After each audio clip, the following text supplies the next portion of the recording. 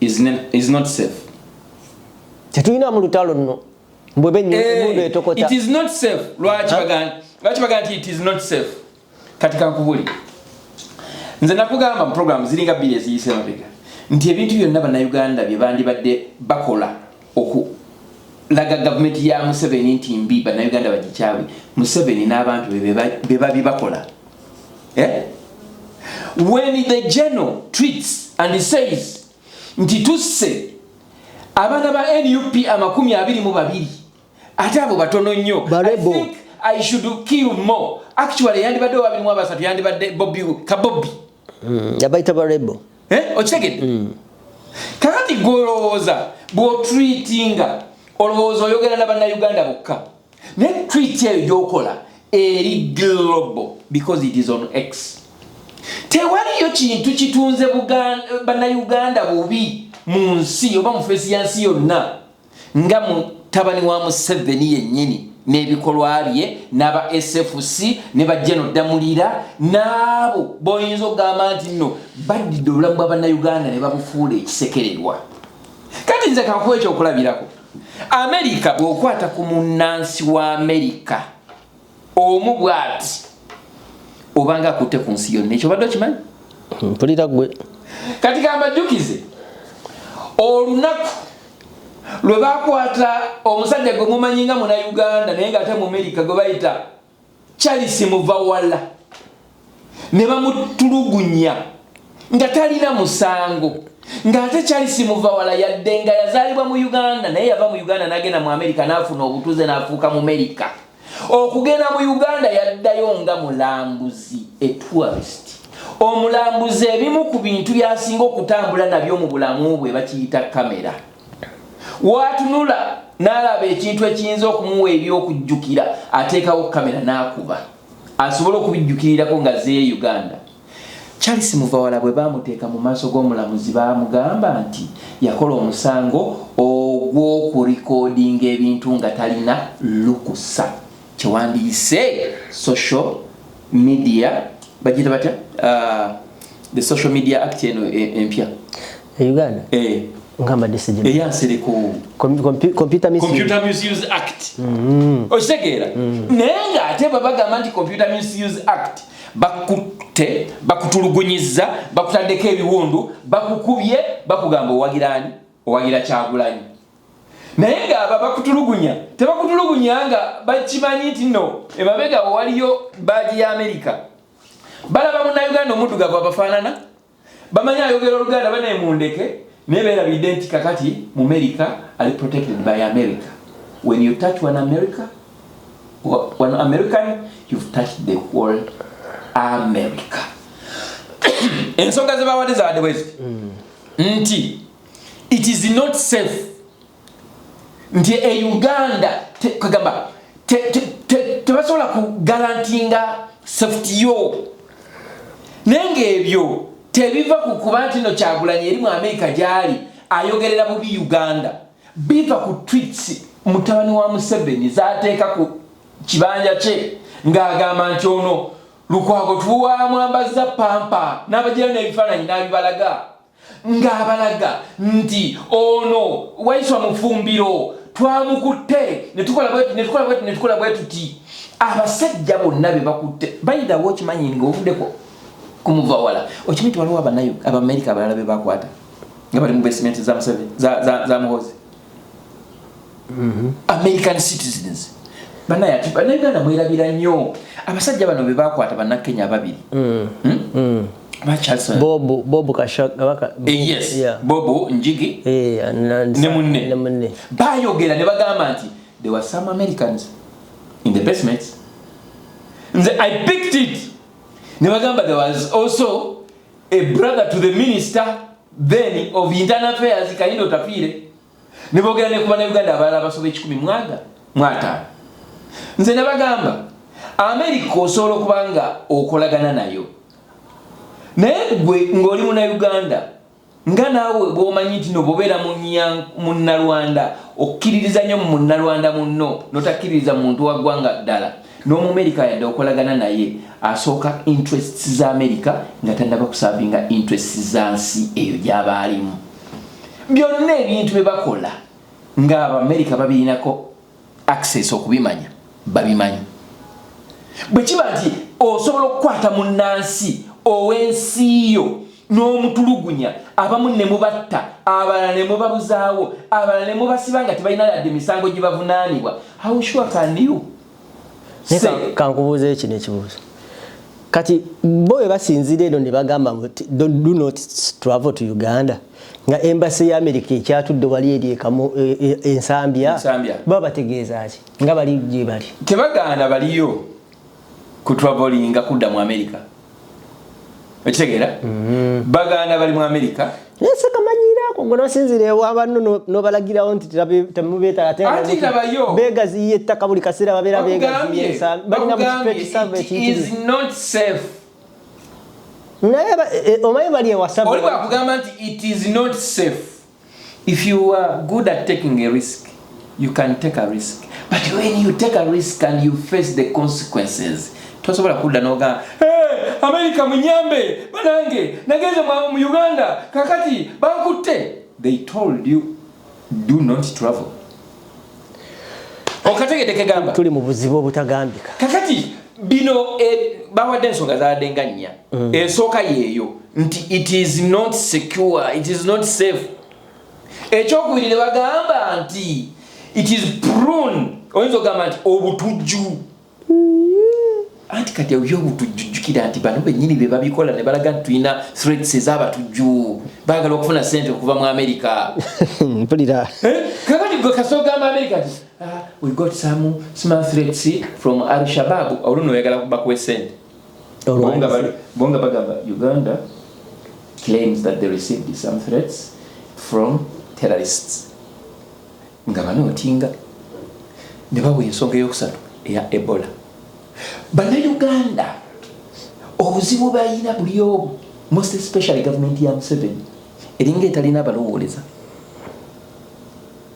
tosobola kubeera mu gavumenti nga abamu kuba advisors ba president ye professor baali baseka Gilbert mu Kenya oba omukyala eyaliko minister eyaliko IGG gwe bayita Honorable Bet Tuliomwe Kania at the same time nga ye government yemu nga advisor wa Museveni ye Eddie Kenzo ontegeera tonategeera nyato yagala nkole nti situkenne mbuukebuuke kale full figure and the rest nolowooza nti nno osobola okusigaza kyewandiise ekitiibwa ky'ensi mu Uganda minister owa health yabayo nagamba tulina cases 10 eza Ebola nga yerabidde nti Uganda almost ebitundu nga 7 ku revenue gwefuna emujja mu tourism nti bw'oggalawo window ya tourism oba owegalidde ne beeteekako ekikokolo kyaki nti tulina Ebola kati bagamba mbu balina Ebola yali mu Congo ne bamwesibako mbu Ebola ali Uganda baagala okufuna obusente bwa World Health Organization naye nga beerabidde nti bayinza okufuna obusente bwa World Health Organization sente ezo tezijja nga baloga nti bagenda kuwa cash bagenda kuweereza human resource bakuweereza abantu abagenda okukola simaya ba doctors bakuweereza eddagala okitegeera bakuweereza emmotoka babale nti nno twaweereza Uganda obuyambi bwa milioni 50 ofiirwe milioni 15 mu mwezi ogwo from tourism ofune milioni 50 ez'obuyambi so mukama wange ontegedde bulungi kakati byembadde nkulaga osaasire mbadde nkulaga nti kino tuyinza obutakidiscussingako naye omukulembeze wa Nuupu ow'oku ntikko Mwami Robert Kyagulanyi Ssentamu akozemu enkyukakyuka Maama Zedriga bamuggyeko okubeera acting president bakiwadde omukulu amanyiddwa nga Nambeshe kati yateekinze over Maama Zedriga asigadde ku mirimu gye egya bulijjo mu kibiina n'ekyokubeera vice president wa Northern region naye omusajja gwe bayita Robert Kyagulanyi Ssentamu kudos njagala okwebaza oyo omusajja by the way okimanyi nti His Excellency Robert Kyagulanyi Ssentamu he's the number 1 option for Uganda's top job obadde okimanyi yes sebo goyinza okulanga olwaliro Museveni ye president wa Uganda naye Kyagulanyi Robert Sentamu yafuga Uganda. He's the first option for Uganda. Leave alone okuba nti no someone is occupying his seat. Museveni is illegally, though legally, occupying the presidential seat. That's the first job in Uganda. But the first option for Ugandans for that big job is Robert Kyagulanyi Sentamu. Gwe mumanyiga Bobi Wine. Teri kintu kinsanyusa nga Kyagulanyi mu mbeera gy'alimu olwaleero. Nga mutabani wa Museveni ne Museveni yennyini beegomba olunaku lwe bayinza okuyimirira mu kifaananyi kyekimu bwe bati. Nga wano waliwo President Museveni, wano waliwo mutabani we CDF, nga wano waliwo Kyagulanyi. Ne babeera mu kifaananyi kyekimu. Kakati ne weewuunya abasajja, sijja kuvuma. Naye ngenda kubuuza, ne weewuunya abasajja nga Bebe Cool. Nga yalwana kulaba nti afuna ekifaananyi ne Museveni. Ye gwalaba mu nvali.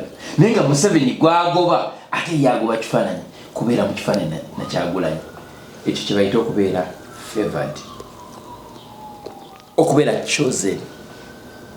Okubanga ddala kye bayita okuganja kuli kuggwe. Kati Nambeshe goloza lwaki takiwadde wa Buganda? Ajja ate wa Buganda ali munda.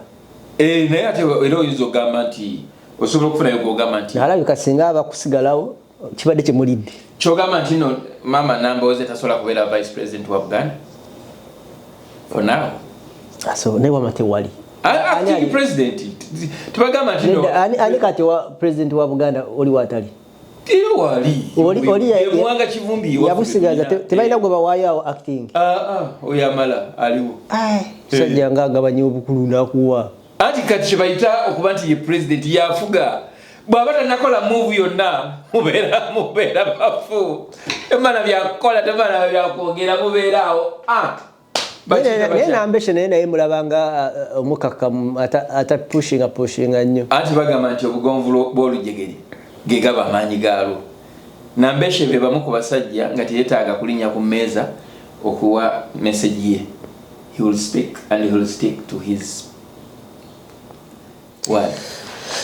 Tunabiwulira naye omwana oyo ayinspiringa kubanga tunuulira omuntu engeri gy'oddayo emabega n'otunulira engeri gy'azza obulamu bwe buzze butambula nga ku ssaawa zino asinzira gy'asinzidde palamenti ye Uganda eyo nga bw'ogiraba nga agikankanya bw'ati ng'erinnya lye ngera wogambye first option buli kimu tunuulirawo nti nga yine Mukama Katonda gwokimanyi kuba kwekkiririza agenda ya State House, agenda ya Parliament, agenda ya Cabinet ebeera ku Kyagulanyi Sentamu.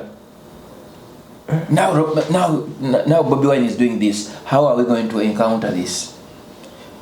He's the agenda. Okubeera eyo sebo nga oli mu discussion. I know. But he is the agenda.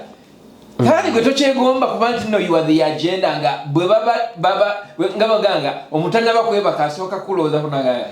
What is he thinking about now? Katonda bwaki bwagabe abantu tomanya muntu kyagenda kubeera but I'm super proud of him.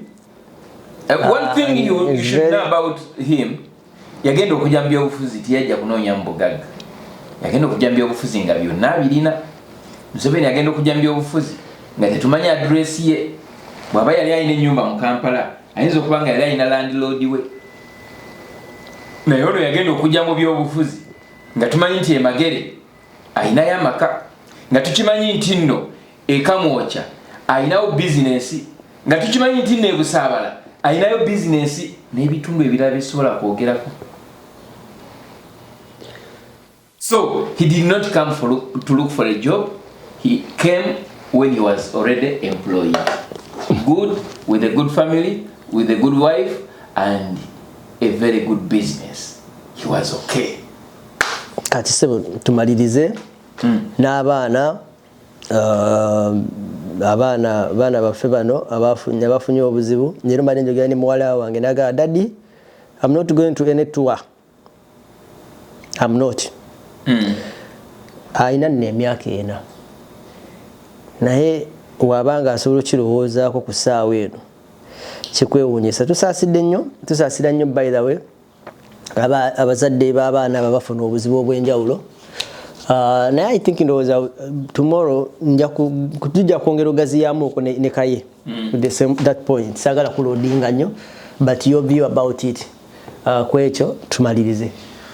Kitalo nnyo eri abazadde abafiiriddwa abaana bammwe. Kyannaku nnyo nti byakomekereza bwe bityo.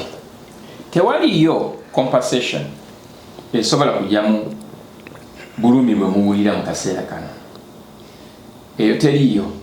Ne tuyinza okugamba nti singa waakiri kino kyakoleddwa twandibadde tufuna kitwandiyise obuweerero mu ngeri emu oba endala. Kyannaku nnyo nti gavumenti ya Uganda ekulemberwa Yoweri Kaguta Museveni tefa kuba na Uganda oba bannansi nga bwe yandibadde erina kukikola, wabula efa nnyo ku bannabyabufuzi n'abo abagivuganya okusinga okuteekateekera bannansi bannayuganda. Ekifo omwagudde akabenje ako si gwe mulundi ogwasoose nti nno ako ke kabenje akasoose, si gwe gwokubiri, si gwe gwokusatu, si gwe gwokuna.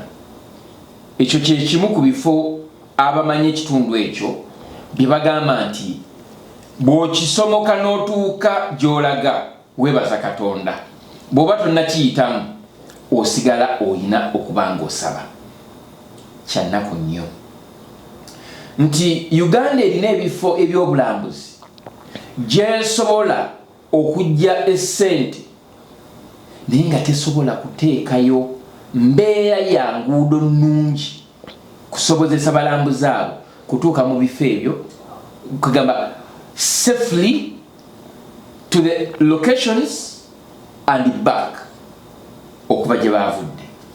Sijja kunenya nti baasi yabadde enkadde, sijja kunenya nti omuvuzi yabadde atamidde, sijja kunenya nti abaana babadde bazinira mu baasi, sijja kunenya nti lwaki amasomero gateekateeka trips, naye nja kuteekawo kye twandiyise singa akabenje kaba kagudde mu mbeera zonna, what would be the immediate evacuation plan? Mujjukire basajja n'abakazi abagoberera nti omusajja gwe bayita Chris bali omunsi bwe yafunamu okwesiba mu ntunnunsi ze baweereza helicopter n'emujja mu western part of Uganda ndoza mu dakiika nga 45 oba kale kaddayo mu ssaawa emu n'emutuusa ku ddwaliro we yali alina okufunira obujjanjabi. Yali omuntu ogwo minisita. Bano abaana babadde basoba mu 30 ababadde involved mu accident. At least government weyinza okugamba nti kino eba esobola okukyeyambula, waakiri twandifunye helicopter ya IGP, Inspector General of Police, ng'agenze ku kyetwandiyise crime scene. In case of an emergency of evacuating abo be bandiyise abali mu critical condition, ne wabeerawo kyetwandiyise seemingly an evacuation plan nga eraga nti no government ya Uganda efa ku bannayuganda. It was zero. Between me and you angoberera, singa bagamba nti Robert Kyagulanyi Ssentamu yabadde mu kitundu ekyo ewagudde akabenje, golowooza kyanditutte eddakiika mmeka UPDF gunships oba helicopters oba eza police okutuuka mu kifo ekyo? Gwe lwaki olowooza nti obulamu bwa minisita bwa makulu nnyo okusinga obulamu bw'omuntu omulala yenna, naye nga naye alina omusayi gwe gumu gufaanagana mumyufu, ennyindo alina 2 n'amatu alina 2 n'amaaso alina 2, n'ekifo ekyo kyalimu takirimu lwakuba nti nno yasinga, wabula kirimu lwakuba nti nno baagala okumunoonyeza wayinza okutuula. The appointments of ministerial positions in Museveni's governments do not merit basing on one's excellence or expertise. It is just like a reward or a shelter.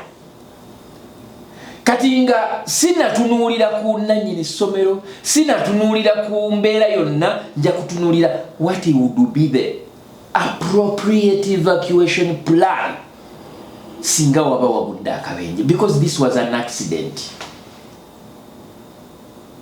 But tunje kugambera no wonder bwe kiba nti abantu basobola okukwata omuntu ne bamuteeka mu drone ne bamutulugunya ne bamunyigisa magalo ne bamukola buli kintu kyonna ekyensonyi.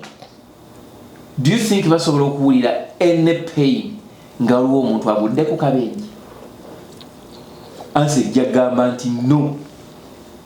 Era they will never have anything like that. Amaanyi ge baateeka kuona omusajja gwe bayita Okero nga abaana bana. Singa bakozezaako just a quarter of that power kulaga evacuation kind of plan, ne batuuka mu kifo ekyo ne batuusaawo helicopter, nandibadde ngamba nti government ya Museveni kati erabika etandise okuzuukuka, naye ekyomukisa omulungi oba omubi tebakirowoozezaako. Era ffe abalaga Museveni nti nno byakola ne gavumenti ye bibi,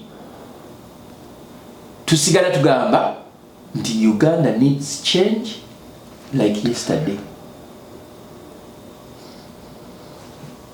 Tojja kunenya gundi yakoze bwati n'essomero lyafiiriddwa abasomesa.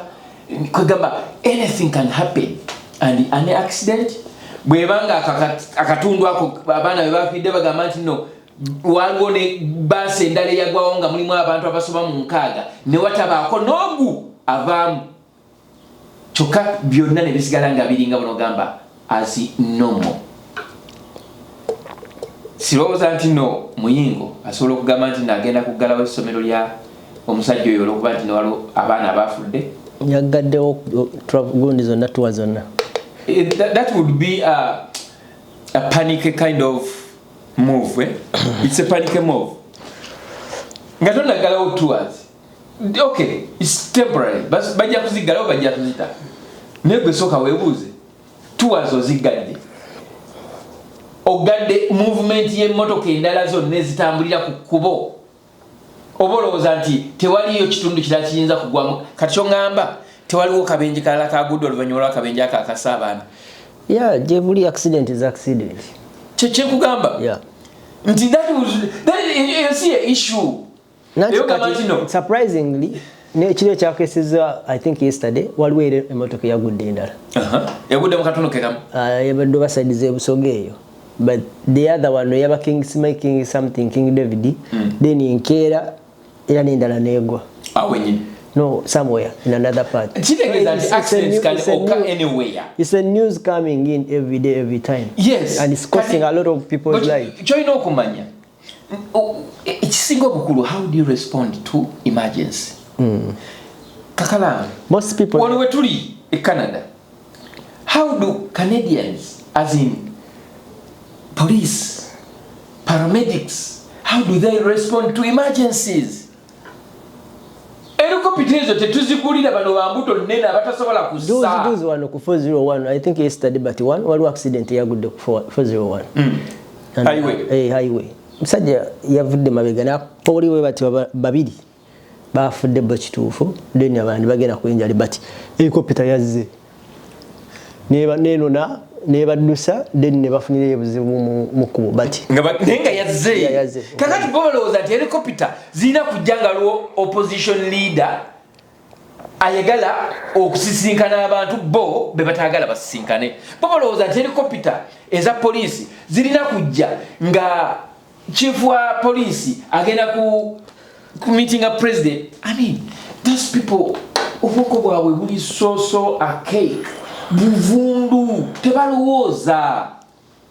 tebalowooza ezo ze bayita classified budgets ebyo bityo bizikolako nti waguddewo akabenye nti ye teweetaaga kugenda mu parliament kugamba nti nno twetaaga requisition tusaba sente tugenda corresponding to this. classified budgets zikola ku bintu ebyo ebigwawo bitalaze nti leo twalibadde twetaaga gunships zebayita ez'amagye ennwanyi nga zezigenda okukola evacuation kyebandibadde balina okukola mu kaseera ako naye abatufuga okuyiwa omusaayi ku bo kya bulijjo kyannaku si kyekisoosa te si kyekigenda okusembayo you are seeing more niyo olw'ensonga nti nabo bennyini be bakola olaba basobola okukwata omuntu nga talina musango ne bamutwala mu kkomera ne bamusiyaga kakati ate akabenje kabayinza bajjako ki kitalo nnyo eri abazadde kyannaku nnyo naye mulina okulowooza ku kintu kimu kukyusa bukulembeze bwe tunaafuna obukulembeze obukkiriza mu kusa ekitiibwa mu ddembe ly'abantu buli munnayuganda wonna waali ajja kunyumirwa ensi Uganda ng'afuna value for the taxpayers money nga services eza gavumenti zimutuukako ewatali gamba nti no wakala ki waggwanga ki wa ddiini ki naye nga tukyalina Museveni n'abo abamulya mu ngalo ne bwe muba mwagala mutya tebasobola kututuusa ku kye tuyita Uganda eyeeyagaza kyova olaba nti ne mu palamenti amateeka ge baleeta nongoose ze baleeta tebaleeta za bannayuganda baleeta zaabwe twagala okuba nga simanya opposition tubalondera leader of opposition bogus byannaku naye ng'ate byewuunyisa kitalo eri abaana n'abazadde n'eri nannyini ssomero naye ate kitalo nnyo eri ggwe awogera Museveni ne gavumenti ye lwaki erwayo tetulikomya wata akuma atakumira mpeera babayi